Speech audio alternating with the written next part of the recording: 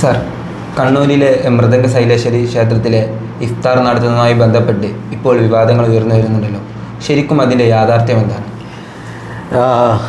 ഷിബിലെ, ഇതിൽ ശരിക്കും ഇഫ്താർ അവിടെ നടന്നിട്ടില്ല എന്നാണ് എനിക്കറിയാൻ കഴിയുന്നത്. അതിൻ്റെ കാരണം, ഈ ഇഫ്താർ നടത്താൻ വേണ്ടി തീരുമാനിച്ചപ്പോൾ അത് ഹൈന്ദവ സംരക്ഷണ സമിതി എന്ന് പറഞ്ഞൊരു സംഘടന വരികയും കൃഷ്ണരാജ് എന്ന് പറയുന്ന എറണാകുളത്തുള്ള ഒരു അഡ്വക്കേറ്റ്, അദ്ദേഹത്തെ എല്ലാവർക്കും തന്നെ അറിയാം, കാരണം അദ്ദേഹം സ്വപ്ന സുരേഷിൻ്റെയൊക്കെ അഡ്വക്കേറ്റാണ്. അപ്പോൾ അദ്ദേഹത്തെ മുഖേന കോടതിയിലേക്ക് എത്തുകയും അപ്പോൾ അത് ഞങ്ങൾ ചെയ്യുന്നില്ല, ഇഫ്താർ നടത്തുന്നില്ല എന്ന് പറയുകയും ഒക്കെ ചെയ്തു എന്നുള്ളതാണ് നമുക്കിപ്പോൾ ഏറ്റവും ഒടുവിൽ അറിയാൻ കഴിയുന്നത്.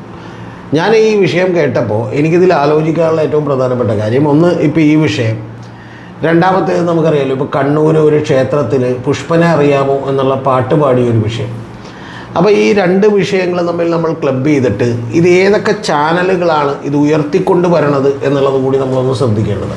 അതിൻ്റെ പ്രധാനപ്പെട്ട കാര്യം, ഇത്തരത്തിൽ വളരെ സിമ്പിളായ, വളരെ ട്രിവിയലായ, നേരത്തെയൊക്കെ ആണെങ്കിൽ ഒരു പത്രത്തിലെ മാധ്യമങ്ങളിലോ വളരെ പ്രധാനപ്പെട്ട പത്രങ്ങൾ മാത്രമുള്ളപ്പോൾ ഇതൊന്നും വലിയ ചർച്ചയാവില്ല. കാരണം എന്താണ്, ഇത് ചർച്ചയാക്കാൻ കഴിയില്ല, വളരെ ഏതെങ്കിലും സ്ഥലത്ത് ഒറ്റപ്പെട്ട സംഭവങ്ങളായി ഇതങ്ങോട്ട് തീരും. അതൊക്കെ എല്ലാ കാലത്തും നടന്നിട്ടുണ്ടാവും. പക്ഷേ ഇപ്പോൾ ഇതൊക്കെ ഈ ഒറ്റപ്പെട്ട സംഭവങ്ങൾ മാത്രം തെരഞ്ഞു പിടിച്ചുകൊണ്ട് വളരെ കൃത്യമായി നമ്മുടെ സോഷ്യൽ മീഡിയയിലും പല യൂട്യൂബ് ചാനലുകളുമൊക്കെ ിലൂടെ വളരെ നിഷ്കളങ്കമെന്ന് തോന്നുന്ന ചില പ്രചരണങ്ങൾ നടക്കുന്നുണ്ട്. ആ പ്രചരണങ്ങൾ നടക്കുന്നതിൻ്റെ കാര്യം, ഞാൻ നേരത്തെ ശാരദാ മുരളീധരൻ്റെ കാര്യത്തിൽ ചില അഭിപ്രായങ്ങൾ പറഞ്ഞു. ഈ ചാനലിൽ തന്നെ അതിൻ്റെ വീഡിയോ ഉണ്ട്. ആ നമ്മുടെ ചീഫ് സെക്രട്ടറിയായിട്ടുള്ള ശാരദാ മുരളീധരൻ്റെ കറുപ്പും വെളുപ്പും എന്ന് പറഞ്ഞപ്പോൾ അതൊക്കെ ബിസിനസ് താല്പര്യങ്ങളാണ്. ഈ കറുപ്പും വെളുപ്പും ഒക്കെ തമ്മിലുള്ള വ്യത്യാസം കൂടിക്കൊണ്ടിരിക്കുന്നത്, അത് ക്രീം വിൽക്കാനാണ് എന്നൊക്കെ ഞാൻ പറഞ്ഞിരുന്നു. ഈ കാലഘട്ടത്തിൽ നേരത്തേക്ക് അതിന് മറ്റു പല താല്പര്യങ്ങളുണ്ടായിരുന്നു. ആ താല്പര്യങ്ങൾ അധികാരം നിലനിർത്തുന്നതിന് വേണ്ടിയുള്ള താല്പര്യമായിരുന്നു. ഇപ്പോൾ ഈ കാര്യത്തിലുള്ള പ്രശ്നം എന്താണെന്നറിയോ, ഇത് യഥാർത്ഥത്തിൽ കേരളത്തിലേക്ക് വളരെ കൃത്യമായി ഒരു ഹിന്ദുത്വ ഐഡിയോളജിയും ഒരു അമ്പലങ്ങളിലെ വിശ്വാസങ്ങളെ മുൻനിർത്തിക്കൊണ്ട് CPM-നും ഇടതുപക്ഷത്തിനുമൊക്കെ എതിരെയുള്ള, അല്ലെങ്കിൽ LDF, ഇടതുപക്ഷം എന്നൊക്കെ ഇപ്പോൾ അതിനെ വിളിക്കാൻ പറ്റില്ല എങ്കിലും ഇടതുപക്ഷത്തിന്, നമ്മളിപ്പോൾ സോക്കോൾഡ് ഇടതുപക്ഷം എന്ന് പറയുന്ന LDF-നുമൊക്കെ എതിരെയുള്ള ഒരു വിരുദ്ധമായിട്ടുള്ള വാർത്തകളും ആ വാർത്തകളിലൂടെ ആളുകളിൽ ഒരു വൈകാരികമായിട്ടുള്ള എതിർപ്പും സൃഷ്ടിക്കുക എന്നുള്ള കൃത്യമായ ഒരു ലോങ് ടേം പ്ലാനിൻ്റെയും ഒരു വലിയ പദ്ധതിയുടെയും ഭാഗമായി അറിഞ്ഞോ അറിയാതെയോ നമ്മുടെ നാട്ടിലെ ഒരുപാട് സോഷ്യൽ മീഡിയ ഹാൻഡിലുകൾ ഇത്തരം വാർത്തകൾക്ക് വലിയ പ്രാധാന്യം കൊടുക്കുകയും അത് ഡിസ്കസ് ചെയ്തുകൊണ്ടിരിക്കുകയുമാണ്. അതിൻ്റെ പ്രശ്നങ്ങൾ രണ്ടാണ്. ഒന്ന്, പെട്രോളിന് വില കയറുമ്പോൾ നമ്മൾ അറിയുന്നില്ല, ഡീസലിന് വില കയറുമ്പോൾ നമ്മൾ അറിയുന്നില്ല, ആഹാര സാധനങ്ങളുടെ വില കൂടുമ്പോൾ നമ്മൾ അറിയുന്നില്ല, 400 രൂപ ഉണ്ടായിരുന്ന ഗ്യാസിന് 1200 രൂപയാകുമ്പോൾ നമ്മൾ അറിയുന്നില്ല. ഇത്തരത്തിൽ യഥാർത്ഥത്തിൽ ജനങ്ങളുടെ നിരന്തരമായിട്ടുള്ള ജീവിത പ്രശ്നങ്ങൾ, ആ പ്രശ്നങ്ങളിൽ നിന്ന് വ്യതിചലിക്കുകയും ആ പ്രശ്നങ്ങളൊന്നും പ്രശ്നങ്ങളല്ലാതായി മാറുകയും അതേസമയം തന്നെ ഇത്തരത്തിലുള്ള ഒരു വൈകാരികമായ ഒരു അന്തരീക്ഷം സൃഷ്ടിക്കുകയും ചെയ്യുക എന്നുള്ളത് ഒരു സംഘപരിവാർ ഹിന്ദുത്വ ഐഡിയോളജികൾക്ക് കേരളത്തിലെ മണ്ണിലേക്ക് ഇറങ്ങിച്ചെല്ലാനുള്ള ഒരു സാംസ്കാരികവും വൈകാരികവുമായിട്ടുള്ള ഒരു പരിസരം ഒരുക്കുന്നതിൻ്റെ പണിയാണ് ഇത്തരം ചർച്ചകളിലൂടെ നടന്നുകൊണ്ടിരിക്കുന്നത്. അപ്പോൾ ഷിബിലൊക്കെ ഇപ്പോൾ ചോദിക്കും, ഇത് മാത്രമല്ല. ഇപ്പോൾ നിങ്ങൾ അറിയേണ്ടത്, കേരളത്തിൽ ഇപ്പോൾ വലിയ തോതിൽ ചർച്ച ചെയ്യുന്നൊരു വിഷയം ഈരാറ്റുപേട്ട താലിബാനാണോ അല്ലയോ എന്നുള്ളതാണ്. മനസ്സിലായോ? മലപ്പുറം എന്ന് പറയുന്നത് ഒരു മിനി പാകിസ്ഥാനാണോ അല്ലയോ എന്നുള്ളതാണ്. അപ്പോൾ മലപ്പുറത്ത് താമസിക്കുന്ന ഹിന്ദുക്കളായിട്ടുള്ള ആളുകളുണ്ട്, ക്രിസ്ത്യൻസ് ആയിട്ടുള്ള ആളുകളുണ്ട്. ഈരാറ്റുപേട്ടയിൽ ശരിയാണ് വളരെ കുറച്ച്, ഈരാറ്റുപേട്ട താലൂക്കിൽ. പക്ഷേ ഈ താലൂക്ക് എന്ന് പറയുന്ന ഒരു ഒറ്റപ്പെട്ട സാധനമല്ലല്ലോ, അതിൻ്റെ തൊട്ടപ്പുറത്തും ഇപ്പുറത്തും ഒന്നുണ്ട്, മറ്റ് താലൂക്കുകളുണ്ട്, സ്ഥലങ്ങളുണ്ട്. അപ്പോൾ ഇത്തരത്തിൽ വളരെ വൈകാരികമായിട്ടുള്ള വിഷയങ്ങളിലേക്ക് ആളുകളെ കൊണ്ട് ചെന്ന് എത്തിക്കുന്നു എന്നുള്ളതിൻ്റെ അജണ്ടയുടെ ഭാഗമായിട്ടാണ് അല്ലെങ്കിൽ രാഷ്ട്രീയമായ അധികാരം നേടുന്നതിനും ആളുകളെ മൊബിലൈസ് ചെയ്യുന്നതിനുമൊക്കെയുള്ള അജണ്ടയുടെ ഭാഗമായിട്ട് കൂടിയാണ് ഇത്തരം വാർത്തകൾക്ക് വലിയ പ്രാധാന്യം കിട്ടുന്നത്. ആ വാർത്തകളുടെ ഒന്നും ഭാഗമാകണ്ട എന്ന് വിചാരിച്ചിട്ടാണ് നമ്മൾ ഇത്തരം കാര്യങ്ങളൊക്കെ വലിയ തോതിൽ ഡിസ്കസ് ചെയ്യാത്തത്. ഇപ്പോൾ ഒരു അമ്പലത്തിലെ ഗാനമേളക്ക്, ഞാൻ എൻ്റെ ജീവിതത്തിൽ നിരവധി ഗാനമേളകൾ കണ്ടിട്ടുള്ള ഒരാളാണ്. അപ്പോൾ ഒരു അമ്പലത്തിലെ ഗാനമേളക്ക് ഇനി പുഷ്പനെ അറിയാമോ എന്ന് പറയുന്നൊരു പാട്ട് പാടി എന്ന് വെച്ചിട്ട് എന്ത് സംഭവിക്കാനാണ്? ഒന്നും സംഭവിക്കില്ല. മനസ്സിലായോ? അവിടെ പുഷ്പനെ അറിയാമോ എന്നുള്ള പാട്ട് പാടി അപ്പോൾ CPM പുഷ്പനിലൂടെ ഒരു വികാരം കടത്തിവിടുക എന്ന് പറഞ്ഞാൽ അതൊക്കെ താൽക്കാലികമാണ്. അല്ലാതെ നാളെ ലാൽ സലാമിലൊരു പാട്ട് പാടി, അറബിക്കഥയിലൊരു പാട്ട് പാടി, ഇനി CPM-നെതിരായിട്ടുള്ളൊരു പാട്ട് പാടി എന്നൊക്കെ വിചാരിച്ചിട്ട് ഒന്നും അവിടെ സംഭവിക്കാനില്ല. അപ്പോൾ അതൊക്കെ നമ്മുടെ വളർന്നു വരുന്ന രണ്ട് കാര്യങ്ങളാണ് കാണിക്കുന്നത്. ഒന്ന്, നേരത്തെ നമുക്ക് വലിയ തോതിലുള്ള ഒരു സാംസ്കാരികമായിട്ടുള്ള ഒരു സഹിഷ്ണുത ഉണ്ടായിരുന്നു. അതായത് നമ്മളിപ്പോൾ ഇപ്പോൾ കഴിഞ്ഞ ദിവസങ്ങളിൽ ദൈവത്തിനെ വെച്ചിട്ടൊരു കാർട്ടൂൺ വരച്ചാൽ നമ്മളിവിടെ വലിയ പ്രശ്നമൊന്നും ഉണ്ടാവില്ല. അപ്പോൾ അത്തരത്തിലുള്ള സഹിഷ്ണുത മരിക്കുകയും ആ സഹിഷ്ണുതയെ കൊന്നു കളഞ്ഞുകൊണ്ട് ഇത്തരത്തിലുള്ള ഒരു വെള്ളത്തിന് തീപിടിപ്പിക്കുന്ന ഒരു വിഭാഗീയത ഇവിടെ വളർത്താൻ ശ്രമിക്കുകയും ചെയ്യുന്നതിൻ്റെ ഭാഗമായിട്ടാണ് ഈ പറയുന്ന പ്രശ്നങ്ങളൊക്കെ തന്നെ വലിയ പ്രശ്നങ്ങളായി മുന്നോട്ട് വരുന്നത്. ഞാനിപ്പോൾ ഷിബിലിനോട് വളരെ സിമ്പിളായി ചോദിക്കുന്നു, കേരളത്തിൽ എന്തെങ്കിലും ഈ അടുത്ത കാലത്ത് ഒരു യൂട്യൂബ് ചാനൽ വിലക്കയറ്റത്തെ കുറിച്ചൊരു വാർത്ത ചെയ്തിട്ടുണ്ടോ? വേണ്ട, മുഖ്യധാരാ മാധ്യമങ്ങൾ ചെയ്തിട്ടുണ്ടോ? ഇല്ല. എന്തുകൊണ്ടാണ് ശബരിമല ഉത്സവം വലിയ പ്രാധാന്യം അർഹിക്കുന്നത്? എന്തുകൊണ്ടാണ് തൃശ്ശൂർ പൂരം വലിയ പ്രശ്നമാകുന്നത്? എന്തുകൊണ്ടാണ് ഇപ്പോൾ പള്ളിയിൽ പല ചടങ്ങുകൾ നടക്കുമ്പോൾ അത് വലിയ തോതിൽ വാർത്തയാവുന്നത്?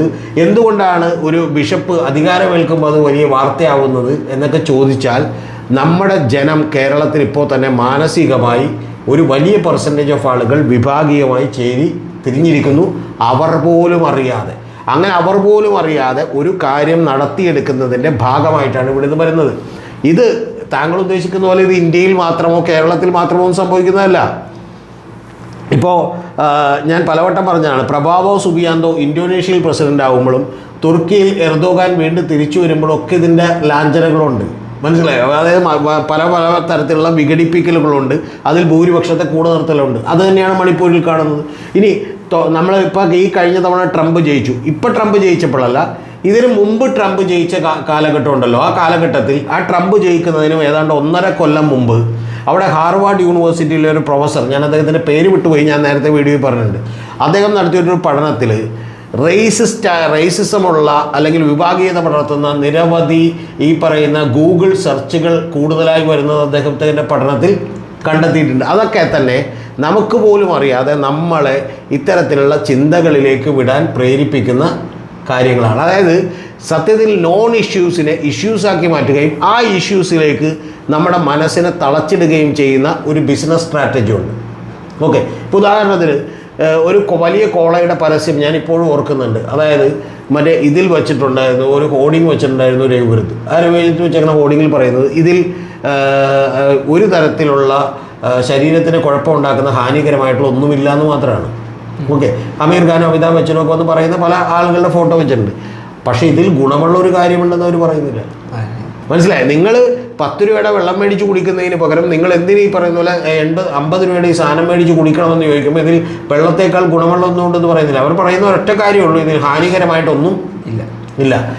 ഒരു തവണ ഒരു മിഠായിയുടെ പാക്കറ്റിൽ നിന്ന് പുഴുവിനെ കിട്ടി എന്ന് പറയുമ്പോൾ പിന്നീട് അതിൻ്റെ ബ്രാൻഡ് അംബാസഡറായി വന്നിട്ടുള്ളത്, അതിന് മുമ്പ് പിന്നീടും ഒക്കെ ബ്രാൻഡ് അംബാസഡറായി വന്നിട്ടുള്ളത് ഈ പറയുന്ന അമിതാഭ് ബച്ചനാണ്. കാരണം ഈ കോയിൽ പൊട്ടിയാൽ മാത്രമേ അത് വരൂ, അല്ലെങ്കിൽ കോയിൽ പൊട്ടയിട്ടില്ല, ഒരിക്കലും ഞങ്ങളുടെ ഭാഗത്ത് സംഭവിച്ചിട്ടില്ല എന്നാണ്. മനസ്സിലായോ? മാഗി ഒരു തവണ വലിയ തോതിൽ ഇപ്പോൾ തെരഞ്ഞെടുപ്പ് പ്രശ്നങ്ങൾ നേരിടുകയും മാഗി പിൻവലിക്കപ്പെടുകയും ചെയ്തതിന് ശേഷം തിരിച്ചു വന്നപ്പോഴത്തേക്കും ഒരു പെൺകുട്ടി കിടന്ന് ഡാൻസ് കളിക്കുന്ന ഒരു സീനുണ്ടായി. നല്ല ഡാൻസാണ്, അതെനിക്ക് ഇഷ്ടപ്പെട്ടായിരുന്നു. കാരണം മാഗി ഈസ് ബാക്ക് എന്ന് പറഞ്ഞിട്ടാണ്.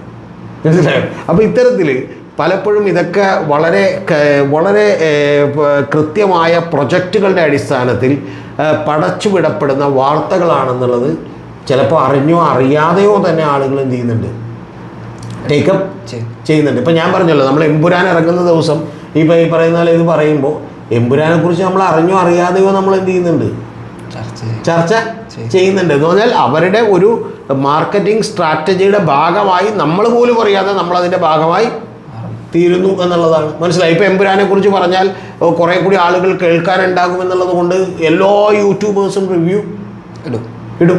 ഇന്നിപ്പോൾ ഞാൻ കാണുന്നൊരു കാര്യം എന്ന് പറഞ്ഞിട്ടുണ്ടെങ്കിൽ ന്യൂസ് 18 എന്ത് ചെയ്യാണ്, ന്യൂസ് 18 ഒരു നിങ്ങൾ അറിയേണ്ടത് ഇന്ത്യയിൽ തന്നെ ഏറ്റവും വലിയ നെറ്റ്വർക്കായിട്ടുള്ള ന്യൂസ് 18 കൊടുക്കുന്ന ഏറ്റവും പ്രധാനപ്പെട്ട വാർത്ത എമ്പുരാൻ്റെ കഴിഞ്ഞിട്ടിറങ്ങുന്ന റിവ്യൂ ആണ്. ഓക്കെ, അത് കഴിഞ്ഞ് ഇനി ഫുൾ ഇറങ്ങുന്ന റിവ്യൂ കൊടുക്കാൻ പോവാണ്.